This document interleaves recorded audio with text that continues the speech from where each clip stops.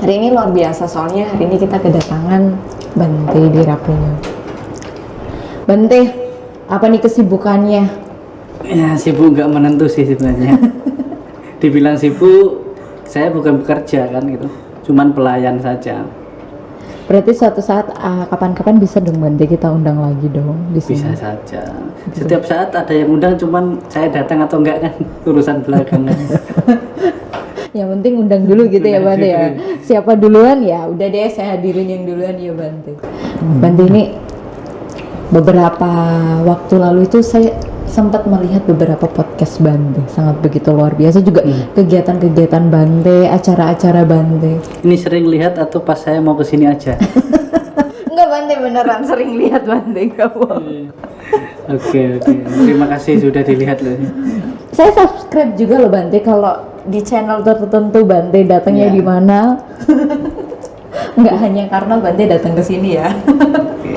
Kalau saya memang agak ngikutin di Bante juga sih, gitu. Sering ya Ci ya? Iya, karena apa yang disampaikan Bante itu membuat kita lebih mau terbuka gitu, karena nggak mudah menghadapi yang non Buddhis gitu kan. Iya sih. Jadi sangat menginspirasi. Terima kasih. Soalnya Bante, saya terakhir ketemu Bante itu, kalau Bante inget ya, dulu pas ada acara di Lampung, ulang tahun 30 tahun salah satu Bante di sana. Oh, sama peresmian itu ya, kampus ya? Iya, kalau nggak salah Bante masih jadi mahasiswa. Iya, sama-sama mahasiswa. Itu sama Nera apa gimana? Udah Bante. Udah Bante, Oh, udah Bante. Dan nggak tahu kenapa, tahu-tahu followernya Bante udah lebih banyak aja. Saking nggak pernah ketemu, dan itu luar biasa sekali sih Bante. Bante, selama pengalaman Bante, kan Bante juga banyak pengalaman nih untuk mengisi di tempat-tempat lain Bante. Adaptasinya susah nggak sih Bante? Ya, sampai saat ini sih masih di tempat-tempat lain ya, belum ke dunia lain. Tapi satu hal yang mungkin sering saya lakukan, bahkan kalau dibilang datang ke podcast yang Buddhis malah bisa dihitung dengan jari ya. Seingat saya ini baru podcast Buddhis yang nomor 2 ini. Oh, ini baru yang kedua Bante? Baru yang kedua. Oh, berarti ini karma baik banget ini ya? Sebelumnya yang di Medan itu ya Bante kamu? Iya, di Medan waktu itu bersama Jakber. Iya, Jakber itu di Medan, tapi biasa itu acara offline sih. Kalau yang di podcast jarang. Maka kenapa saya lebih sering diundang yang di non Buddhis, memang lebih fokus di situ gitu. Ini karena Bantenya sibuk susah diundang apa gimana Bante? Enggak sih, karena kalau di Buddhis kan udah banyak yang pinter ya. Oh, selain itu juga kayaknya Bantenya agak lain ini. Agak lain mungkin ya, itu karena mungkin di Buddhis saya nggak diterima, jadi yang lain yang undang gitu, makanya agak lain di situ. Ya sebenarnya sih enggak, walaupun saya kemanapun, walaupun saya di situ diundang bukan di kalangan Buddhis, tetap saja apa yang saya bagikan, apa yang saya sharingkan kepada mereka, yang saya ajarkan itu tetap aja tentang ajaran Buddhis. Tapi walaupun ajaran Buddha, tapi bagaimana Buddhis itu bisa dinikmati dan bermanfaat bagi semua makhluk. Masa doa kita aja semoga semua makhluk berbahagia. Iya juga sih ya Bante. Tapi bukan berarti ngisi di tempat lain itu mau mencari pengikut biar lebih banyak, enggak ya Bante ya? Ngapain cari mengikut Buddhis, dikit aja nyusahin apalagi banyak-banyak. Wah, ini Bante terlalu jujur nih. Enggak, di situ ya kita benar-benar, justru disitulah kesempatan saya benar-benar mempraktekkan ajaran Buddha, bahwa Buddhis itu real untuk semua makhluk gitu loh. Kalau memang umat Buddha kan udah banyak pembelajarannya. Nah, mungkin masyarakat juga ingin tahu apa yang dipelajari umat Buddha itu, dan umat Buddha itu menjalankan ajarannya, agamanya itu seperti apa. Maka mereka butuh informasi dari, ya bisa dikatakan pemuka agamanya. Sedangkan selama ini masih jarang yang memberikan informasi secara valid kepada mereka. Nah, itu berarti saya kemanapun di situ tetap aja pedoman materi saya tentang ajaran Buddha. Seperti itu. Tapi tantangannya lebih besar di komunitas Buddhis kayak tadi kan Bante bilang kalau umat Buddhanya jadi banyak nyusahin gitu kan. Nah kalau di luaran tantangannya lebih besar mana Bante? Karena kan pasti kalau istilahnya yang harus mengerti Buddhis aja dianggap tanda kutip menyusahkan gitu kan, apalagi yang non Buddhis kan yang otomatis pasti banyak pertentangan. Nah itu tantangannya lebih kayak gimana Bante? Enggak gitu, menyusahkan di sini berarti bukan berarti Iya. kalau umat Buddha itu enggak bagus, enggak. Iya. Maksudnya di sini jujur saja kalau pembelajaran Dharma kita kadangkala lebih mudah ngajar orang-orang yang memang belum tahu daripada setengah tahu tapi sok tahu lagi ya. Betul Bante, betul. Istilahnya begitu.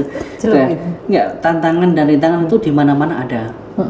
Dan itu di tempat-tempat tertentu, dan apa yang menjadi tantangan dan rintangan kita gitu.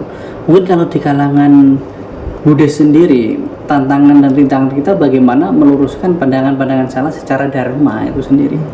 Dan mungkin kalau di kalangan non Buddhis, tantangannya kan lebih bagaimana sih memberi informasi dharma ajaran Buddha itu dengan bahasa mereka, bukan bahasa Buddhis yang membuat orang lain itu nanti anti untuk mendengarkannya, tapi bagaimana mereka dapat informasi tentang ajaran Buddha dengan bahasa yang mudah dipahami. Tantangannya adalah bagaimana kita menggunakan bahasa masyarakat, bahasa mereka supaya bisa diterima. Nah, tantangannya di situ. Maka berbicara di masyarakat, terkhusus di non Buddhis itu bukan hanya butuh kemauan, tapi keberanian dan kemampuan berbahasa yang bisa dipahami dan dimengerti. Kalau kita di Buddhis kan maunya semakin kita pakai bahasa Pali semakin bagus gitu Iya, kan. Bante. Padahal umatnya nggak tahu juga gitu kan. Nah di situ, maka tantangan rintangannya di situ. Mungkin di cara penyampaian kita, cara pengajaran kita itu menjadi tantangan dan rintangan mungkin bagi seorang pembicara atau public speaking khususnya di Buddhis itu sendiri. Oke. Tapi jujur kalau saya sendiri memang misalkan di jalan non Buddhis gitu ya, mencoba menggunakan bahasa mereka, kadang-kadang di hati kecil saya itu kayak nggak cocok gitu Bante. Nah itu ada kiatnya nggak Bante? Sebenarnya bukan karena nggak cocok, tapi kita sendiri belum menemukan bahasa yang tepat dan sesuai dengan untuk menjelaskan dharma itu sendiri. Kadang-kala kan kita terlalu terikat dengan bahasa, kalau kurang satu arah aja beda artinya gitu. Tapi bagaimana sih kita mencari bahasa masyarakat itu yang tepat dan sesuai dengan bahasa Buddhis gitu. Nah, misalnya lah di masyarakat tentang bahasa ini saja sudah berbeda, tentang dosa misalnya. Kita dosa kan kebencian. Iya. Tapi kalau kita bilang dosa di masyarakat tapi nggak kita luruskan, di situ dosa kan hasil atau sebab dari karma itu sendiri. Iya. Nah, seperti hal-hal seperti itu juga harus kita validkan. Yang tepat itu seperti apa? Menyebut umat Buddha kan, oh karma buruk kamu gitu. Kan kalau kita nyebut kamu berdosa ya, berdosa berarti kan kebencian. Di situ. Ya. Nah, bahasa yang mudah dipahami di masyarakat itu kita pergunakan untuk informasi yang tepat secara budaya dharma itu sendiri. Bante, dari sekian pengalaman Bante kan ya, Bante kan lebih banyak di luar nih. Luar biasa ya, biasa di luar. Iya, soalnya tadi Bante bilangnya kan banyak diundang. Ini kan podcast kedua di Buddhis kan ya Bante? Pasti kan lebih banyak yang di luar. Pernah mengalami? Ketiga segitu sih. Tapi kan lebih banyak yang Di luar. undangan di luar dong Bante. Pernah nggak sih Bante mengalami kesulitan untuk menghadapi audien yang berbeda gitu? Kalau kesulitan sih enggak sih, jarang sih, karena mungkin untuk mereka ingin tahu Buddhis sendiri saja kan sesuatu hal yang dasar. Kalau kita di Buddhis yang dasar, pasti yang dibutuhkan mereka sama itu saja. Nah, pertanyaan juga itu saja. Maka bagaimana kita benar-benar memperkuat bahasa kita untuk mereka. Di berbagai tempat itu rata-rata kan yang dibahas sama, hal yang sama itu saja. Nah, gitu. Lebih kita bagaimana meningkatkan bahasa kita, meningkatkan, bisa saya katakan jelek itu contoh-contoh di masyarakat. Karena beda tempat kan masyarakatnya berbeda-beda. Kita mengambil contoh di suatu tempat itu. pasti kalau tantangan rintangan ya yang paling sering ya pandangan masyarakat tertentu di daerah itu. Karena berbeda-beda kan, di daerah A berbeda dengan daerah B, walaupun mungkin topiknya sama. Maka di situ kita jangan sampai istilahnya memukul rata dengan materi yang sama. Misalnya lah di Buddhis sendiri, saya ceramah tentang Pancasila Buddhis misalnya. Di Jakarta oke, real semua. Coba di tempat-tempat misalnya umat Buddha yang hidupnya sebagai nelayan. Nah, Kita topik pertama Panatiwarta, Weramani, Sikapadang sama Dhyami ya. Yang sama boleh semua ya berarti. ya kalau kita di situ mengubah cara hidup mereka, mereka nggak mau belajar lagi. Tapi bagaimana lebih, untuk topiknya lebih ke bagaimana sih melakukan kebajikan yang lebih tinggi, karena mata pencarian usahanya belum bisa yang sesuai dharma. Misalnya kita nggak bisa stop secara langsung, berarti kita harus kasih solusinya gitu. Sama juga ketika kita pengajaran dharma di tempat-tempat tertentu, misalnya di kawasan orang-orang yang di situ memang mata pencariannya mungkin berhubungan dengan makhluk hidup lainnya yang harus dibunuh. Itu sulit sekali untuk menjelaskan tentang cinta kasih. Tapi bagaimana sih pelan-pelan perlahan-lahan menjelaskan tentang mata pencarian yang benar itu pasti kan ada solusi perlahan-lahan gitu.